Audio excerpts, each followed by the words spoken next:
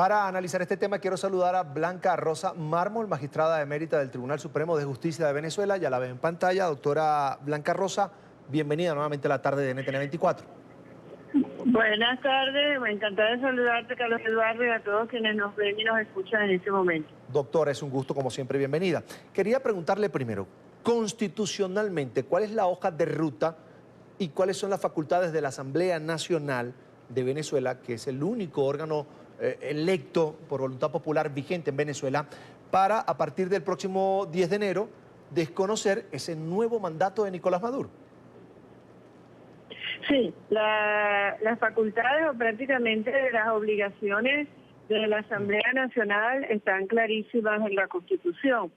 Y si cuando se constituya la nueva directiva de la Asamblea Nacional, tiene que desconocer a Maduro como presidente de Venezuela, porque él detenta la presidencia, él no es el presidente de Venezuela.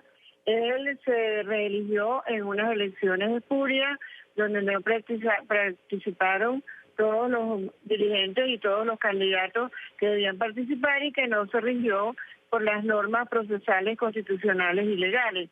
De manera que eso es evidente. Y al no haber ese presidente, hay un vacío institucional muy grande y le corresponde llenarlo al presidente de la Asamblea. Claramente lo establece la Constitución Nacional, de manera que el presidente de Venezuela, el 10 de enero, debería ser el presidente de la Asamblea una vez que se haya juramentado esa nueva directiva de la Asamblea. Ese es el orden constitucional.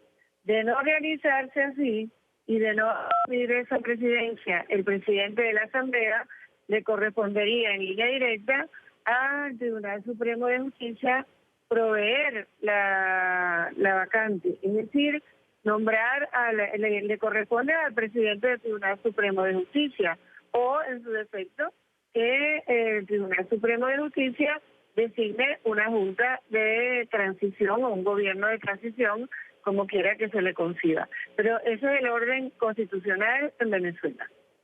En medio de este panorama confuso que hay entre legalidad e ilegalidad en Venezuela, está un tema que no es desconocido ya, incluso para la comunidad internacional. Y es que el Tribunal Supremo de Justicia, que opera en territorio venezolano, que opera en la sede en Caracas, que para muchos es ilegítimo, ilegal, porque no lo nombró la Asamblea Nacional, que fue electa por el pueblo, pues esta Asamblea Nacional, que nombra el Tribunal Supremo de Justicia, está fuera de orden, está fuera de la Constitución. Y ese es el argumento que utiliza Nicolás Maduro para operar todo el tema legislativo a través de una asamblea constituyente que a todas luces y probablemente, según también los grandes entendidos y los estudiosos de la Constitución en Venezuela, también está al margen de la ley. Ahora, doctora, ¿cómo explicarle todo esto al mundo? Que de alguna manera reconoce a la Asamblea Nacional, desconoce la Constituyente, pero en efecto en Venezuela el poder lo tiene la Constituyente. Sí, fíjate, para todos quienes nos ven y nos escuchan, en realidad la situación es muy clara. En Venezuela hay una tiranía. Es por eso que asumir la presidencia de la República por el presidente de la Asamblea Nacional, que es el único poder legítimo aquí en Venezuela, es un riesgo, indudablemente. Es una exposición porque sabemos que estamos ante un régimen de fuerza. Pero lo que responde es esto. Indudablemente la Asamblea Constituyente es inconstitucional porque fue elegida de una manera completamente inconstitucional. Y además de eso, pretende estar por encima de los poderes legítimos en Venezuela, que es uno, como te he dicho anteriormente, la Asamblea Nacional. El Tribunal Supremo de Justicia, que funciona en Venezuela, no es el legítimo porque allí están unos magistrados que están en usurpación de funciones, claramente puesto que sus sustitutos fueron nombrados por la Asamblea Legítima, repito, el único poder legítimo en Venezuela, y que por esa designación fueron perseguidos, encarcelados algunos, y hoy se encuentran en el exilio ejerciendo sus funciones. De tal manera que lo que aquí está planteado es clarísimo, es la asunción de la presidencia de la República por el presidente de la Asamblea y o, en su defecto, cubrir ese vacante por el Tribunal Supremo Legítimo que se encuentra en el exilio. El planteamiento que tenemos aquí de un presunto consejo consultivo que nombraría la Asamblea legítima en Venezuela sería en ningún caso una solución para lo que está planteado, porque después de desconocer a Maduro, ¿quién va a gobernar? No es ese consejo consultivo. De manera que, en mi opinión, es para ganar tiempo y, en mi opinión también, viene a ser una sustitución del diálogo. No es diálogo porque ya en Venezuela no se soporta la palabra diálogo. Nadie la tolera porque no ha servido sino para prolongar la tiranía aquí en nuestro país. Y ese consejo consultivo, que es para pensar, no nos resuelve el problema. El problema está en quién gobierna Venezuela. Lo decide la Asamblea, lo asume la presidencia de la Asamblea, ¿sí o no? En caso negativo, le corresponde al Tribunal Supremo Legítimo, que es el que está en el exilio. Ahora, seguimos en el plano constitucional, doctora. Probablemente lo que va a ocurrir es que nuevamente Nicolás Maduro va a desconocer a la Asamblea Nacional. El Tribunal Supremo de Justicia, que opera de manera ilegal en Venezuela, según usted y según los políticos en Venezuela y según la Asamblea Nacional, que es la legítima por votación popular, pues le va a dar la razón al presidente Nicolás Maduro. Ahora, algo que deben tener claro en la comunidad internacional, lo que haga ese gobierno de Nicolás Maduro, lo que comprometa, lo que firme, quedará en el futuro como ilegal. Es decir, Rusia, por ejemplo, que son Rusia, China, Bielorrusia, que son los aliados de Venezuela, no podrán, por ejemplo, exigir el pago de alianzas económicas que en este caso haga Venezuela o el gobierno de Nicolás Maduro, de alguna manera fuera de la Constitución, con esas potencias. Sí, claramente lo dejó establecido el Grupo de Lima en su declaración. Uno de los planteamientos que hace es que no deberán ser reconocidos los préstamos, los créditos que se hagan con Venezuela, que se negocien, que no deben dársele ayuda ni aportes financieros en ningún caso, que debe hacerse inclusive una lista de los funcionarios que no deben entrar a esos países porque son funcionarios de una tiranía que quedó claramente establecido que no es una democracia y que debe hacerse todo lo necesario para ayudar a la recuperación de la democracia en Venezuela. Y también se estableció, entre otras muchas cosas, porque fue muy bien redactado, que la situación que estamos viviendo en Venezuela es un peligro para el continente. Se refieren también a los emigrantes que tenemos, también no los nombro así, pero lo digo yo, los desterrados, que eso es lo que vienen a hacer en definitiva, y este problema tan grave que tenemos de salud y de alimentación en Venezuela, que es una crisis humanitaria. De manera que este es un problema que no puede ser ignorado.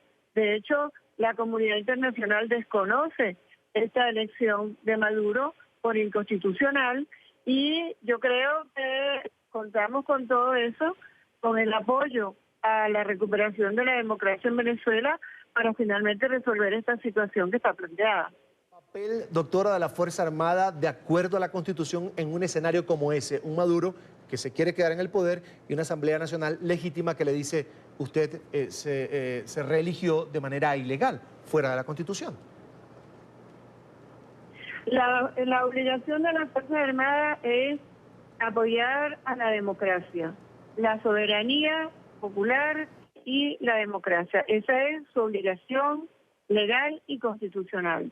De manera, ante una situación como la planteada, lo que le corresponde a las Fuerzas Armadas es apoyar a la Asamblea Nacional y, en el caso de que así fuera, su asunción de la presidencia de la República como consecuencia de que en la actualidad Venezuela no tiene presidente constitucional.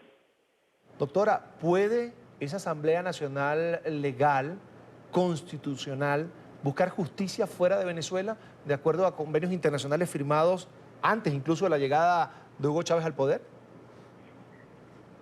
La Asamblea Nacional, sí, la Asamblea Nacional es el único poder legítimo que tenemos en Venezuela, porque el otro está en el exilio, como ya lo he dicho antes. Indudablemente corresponde a todos los organismos internacionales reconocer la actuación de la Asamblea Nacional en Venezuela, porque es el organismo, o vamos a decir la institución constitucional, y son sus actuaciones las únicas que revisen esa condición.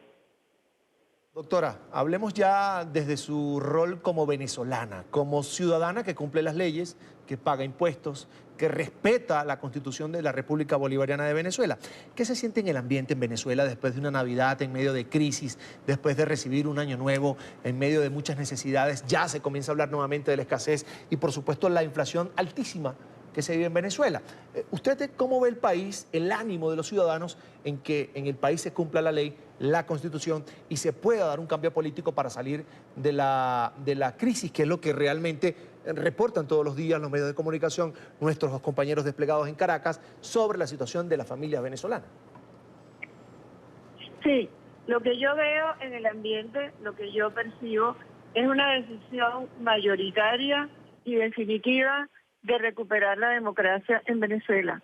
En Venezuela la gente está clara que este es un momento definitivo, que si ahora no apoyamos la recuperación de la democracia a través de esta vía constitucional que nosotros hemos estado conversando, nos quedaríamos para siempre con este régimen tiránico totalmente a la imagen y semejanza de Cuba. Eso lo tenemos claro la mayoría, la inmensa mayoría de los venezolanos. Y te puedo decir que con todo lo triste que ha sido esta Navidad, que realmente lo fue, porque fue una Navidad sin regalos, sin familia, sin celebración, sin ambiente, sin dinero y en muchísimas partes y muy tristemente sin comida y con muchas enfermedades. En medio de todo eso, la decisión de la mayoría de los venezolanos es recuperar la democracia, porque los venezolanos creemos en la democracia como único sistema de convivencia y por el cual nosotros nos hemos regido hasta ahora, cuando tristemente hace ya, vamos para 20 años, la perdimos con este engaño populista y comunista, como dije antes, a la imagen y semejanza de Cuba. Nosotros estamos decididos a recuperar la democracia y cuando te lo digo, estoy en la certeza de que te expreso la decisión de la mayoría de los venezolanos. Ese escenario de cambio, doctora, de recuperación de la democracia pasa, no sé si comparte esto conmigo, por supuesto, por la unidad de los ciudadanos, de los partidos políticos, de las fuerzas vivas en Venezuela. Se habla mucho de la desunión de la oposición en Venezuela y quería preguntarle si es imposible que ese cambio se dé sin la unidad de los partidos políticos, que son un factor fundamental, por supuesto, en los tiempos de cambio, en medio de regímenes autoritarios, violentos, como el régimen de Nicolás Maduro en Venezuela. Sí, ciertamente yo creo que la unidad es algo muy importante en la recuperación de la democracia en Venezuela, pero realmente debemos ser claros y entender que ha habido entre la dirigencia política muchas actuaciones equivocadas. Ha habido buenas actuaciones, pero también actuaciones equivocadas. La gente se da cuenta de eso y rechaza las actuaciones de los líderes políticos que no han sido honestas, que no han sido auténticas y que no han sido en búsqueda de la libertad y la democracia para Venezuela. De manera que si bien es cierto que la unidad es necesaria, no puede esa unidad abarcar a quienes no luchan por Venezuela, sino por sus propios intereses. Y eso debemos tenerlo claro. Así que saldremos adelante unidos los que queremos a Venezuela, los que luchamos por la libertad y los que realmente estamos comprometidos con que haya una vida como los venezolanos teníamos y como nos merecemos antes de haber caído en esta tiranía. Quiero agradecer a Blanca Rosa Mármol, magistrada emérita del Tribunal Supremo de Justicia de Venezuela, por compartir, como siempre, con nosotros aquí en NTN 24. Doctora, como siempre es un gusto, una feliz tarde, feliz fin de semana. Muchísimas gracias a ustedes por la oportunidad, una feliz tarde para todos.